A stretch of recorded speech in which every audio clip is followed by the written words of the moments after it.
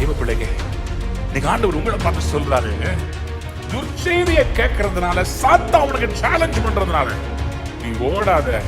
உன்னோட கூட இருந்து நான் செய்ய போகிற காரியம் பயங்கரமாக இருக்கும். நண்பனுடைய பிள்ளைகள், அவ்வளவு வைராக்கியமாக இருந்த எலியா ஒரு யெசபேலுடைய சேலஞ்ச், நாளைக்கு இந்நேரம் உன் தலை உன் கழுத்துல இருக்காதுன்னு சொன்ன ஒரே ஒரு சென்டென்ஸ கேட்ட உடனேயே ஆண்டவர் பேசுன எழுப்புதலின் வாக்குத்தத்தம் எல்லாம் மறந்து விட்டது. அந்த பெருமலையின் இறைச்சல் எல்லாம் மறந்து விட்டது.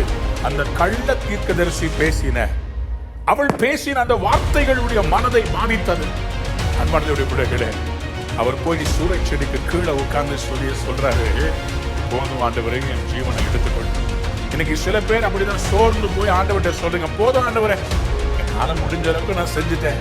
ஆனா இன்னைக்கு கர்த்தர் ஒரு தேவ தூதனை அனுப்பி எப்படியாவது எலியாவை எழுப்பி அவரை எழுந்து நடக்க வேண்டும் என்று சொன்னாரோ, உங்களுக்கு தீர்க்க தரிசனமா சொல்றார், நீ போக வேண்டிய தூரம் வெகு தூரம்.